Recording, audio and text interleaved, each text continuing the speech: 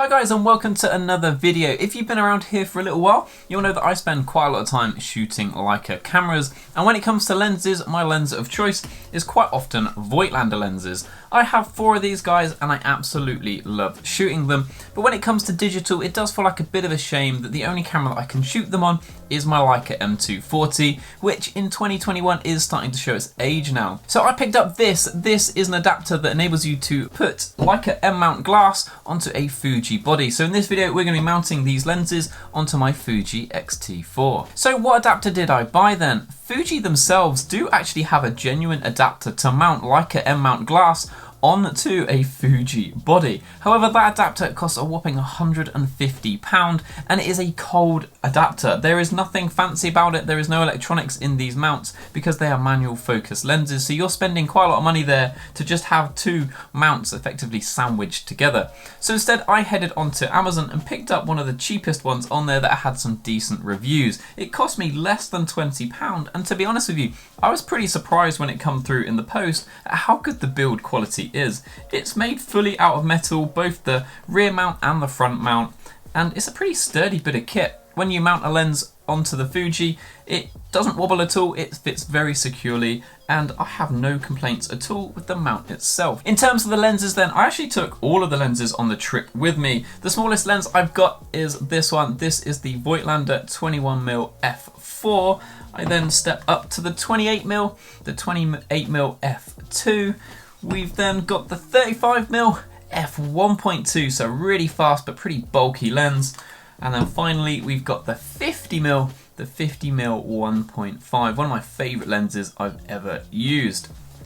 Now, because we are shooting these full frame lenses on a crop sensor body, that does mean that we have to apply the crop factor of 1.5 to each of these lenses. That means that the 21mm becomes a 32mm, the 28mm lens becomes a 42mm lens, the 35mm lens becomes a 53mm lens, and finally the 50mm becomes a 75. So we do lose out a little bit on the wide end for these lenses, but this is a pretty standard focal range though. We're going from what, 30mm up to 75. So onto the trip then, we went to a place called Stour's Head, which is here in the UK. It's a National Trust spot, so if you remember, you get in for free, and I packed my Billingham Hadley Small, which is a pretty small camera bag, and I took all 4 lenses and the Fuji X-T4, so they fit in a very small bag, even though there is 4 lenses here.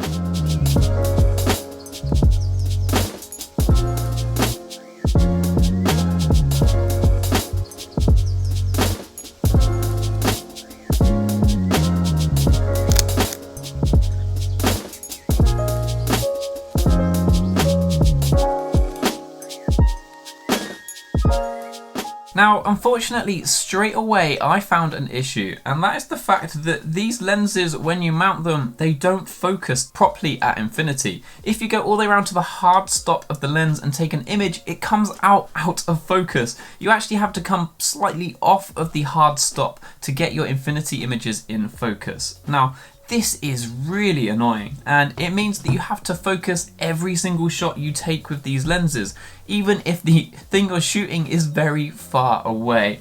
And that becomes very frustrating throughout the day, and each of these 4 lenses, the infinity focus spot is somewhere slightly different. With the 28mm, the infinity focus spot is actually around the 5 meter mark, which is bonkers. That's pretty far off infinity, and each of these have slightly different points. So it's not like you can just remember 5 meters and apply it to all lenses. They're all slightly different, which means one of the great things about manual focus lenses just doesn't work. The distance scale on the lens is completely out of sync, and you can't just set the focus to infinity, set your aperture to something like f8 to f16 and just fire away, because your images will come out soft. Here's an example of 2 images up on the screen now. One of them shot at the hard stop of infinity, and one of them shot nearer to that 5 meter point. And you can see that the 5 meter point one looks so much better. I did think for a while that maybe it was because I bought a cheap adapter, but having gone onto the internet and had a look at some of the reviews of the expensive Fuji adapter, people are reporting the same thing. So it's actually nothing to do with the adapter, it is more to do with the fact these are Voigtlander lenses going onto a Fuji body. And it might sound like nitpicking, but this honestly is really big. This is one of the biggest problems I had, and it's one of the most off-putting things that I found from shooting these lenses.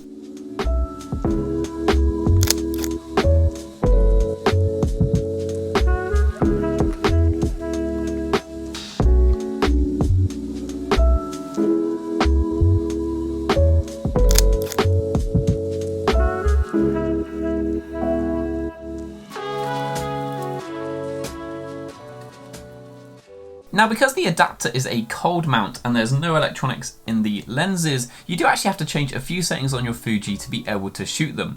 First of all, by default, your camera will not actually fire if it hasn't got a lens attached, which it thinks is the case when you've got one of these on it. So you have to go into the settings and change that first. It's nice and easy to do. If you head to the menu, go to Setup, button/dial settings, then on the second page you'll see an option that's called Shoot Without Lens, and you want to turn that on. That will then enable you to actually fire the shutter with these lenses adapted. Now there is another option, and it is completely optional to you and whether or not you care about it, and that's the fact that because there is no electronic connection and the camera doesn't know what lens it is, there will be no information in the EXIF section of your images, so Lightroom will actually by default think that every lens is a 21mm. Now you can change this and you can set up different lenses in the Fuji menu system. It's nice and easy again. If you head to Menu, Image Quality page 3, and then Mount Adapter Settings, in here you can set up different lenses and their equivalent focal lengths, and this information will appear in the EXIF data of your images, and therefore you'll be able to see it in things like Lightroom, which was really handy for me making this video. I would have had no idea which lens I used to take the images in this video if I hadn't have been updating that setting. You will still need to remember though to actually change it every time you change your lens, so when you put the 50mm on, go and mark it as the 50mm lens, and if you change that to the 21mm, you'll need to go back to that page and select the 21mm so that information updates accordingly.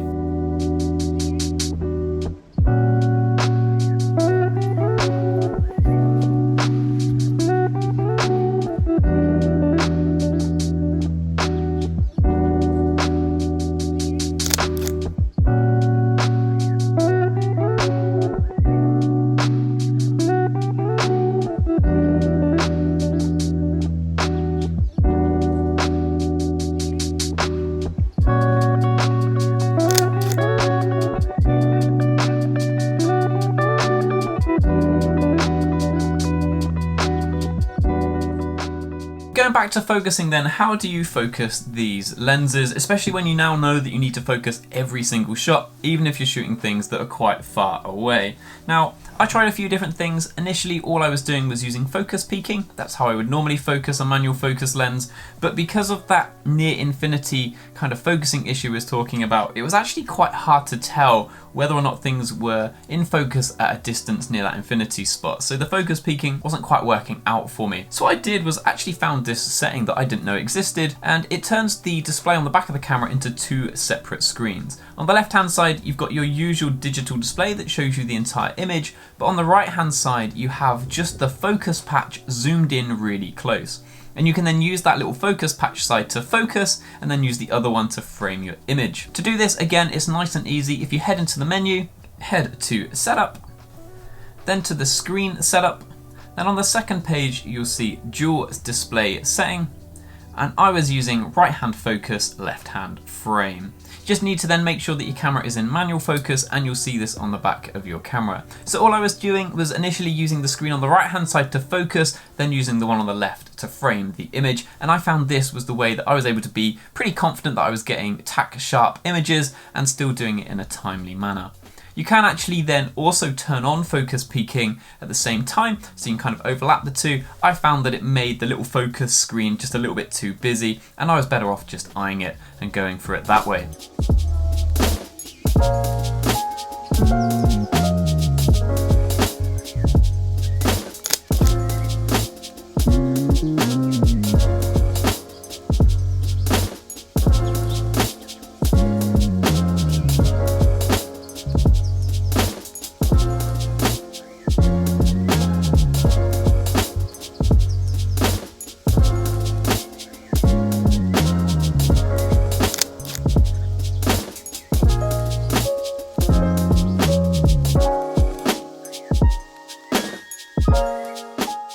Now, so far we've mentioned quite a lot of pain, but what's the image quality like? Does the image quality make up for some of the pitfalls that we've previously discussed? Now, this is the area where I'm happy to report that all four of these lenses all performed very well once you get that focus right. All of the images have come out looking sharp, and there's lots of contrast in them, and I think on a lot of them you can tell that it's kind of got that kind of Voigtlander classic look to some of the images as well. especially on lenses like the little 21mm f4. This is a lens that even on the Leica bodies is a little bit dodgy at times. You can get a lot of purple fringing and some really weird things going on at the edge of images. But I guess where we've got the crop sensor in there, it's only using kind of the middle section of the lens, and therefore you kind of lose some of them pitfalls and you just get very nice looking images in a very small compact lens. On the other side of that, we've also got obviously my 35mm f1.2. It was a lot of fun shooting f1.2 on that Fuji body. You don't quite get the same depth of field as you would if this was on full frame, but it's still faster than any of the other lenses that I own for the Fuji system. So then I think if you're watching this video, you might find yourself in different situations. One of them might be that you don't own a prime lens and you're looking for a prime lens for your Fuji camera. Should you go out and buy a Voigtlander or just buy the genuine Fuji lens? Now, one of the comparisons we can make with the lenses I have is the Voigtlander 21mm f4 and the genuine Fuji 23mm f2. Now, from the perspective of somebody that doesn't own a lens and you're debating between the two, I think it's very hard to come up with a case to buy the Voigtlander, because if you think about it, the Fuji lens, even though it's the same price, it's weather sealed, it's faster, and it has autofocus. I think the only thing I can come up with is the fact that the Voigtlander lens is a little bit smaller. However, by the time you put the adapter onto this, they're actually about the same size and there's not much in it. And I think it's a very hard sell at any of these focal ranges to go for the Voigtlander over the genuine Fuji lens. The Fuji lens is about the same price and generally better in most ways.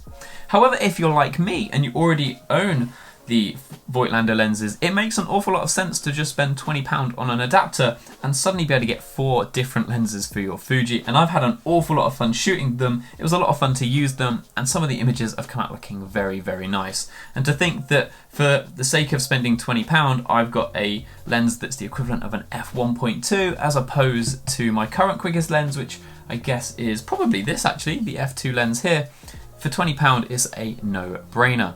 I'd be really interested to know if any of you guys out there have had any experience of adapting any lenses for your Fuji cameras, whether that's Voigtlanders or other lenses out there. I'd be interested to know your thoughts and how you got on. If you've enjoyed this video, then please guys do not forget to like and subscribe. There's plenty more Fuji, Leica and film content coming to the channel over the next few weeks. Thank you for watching and I hope to see you in the next one. Cheers!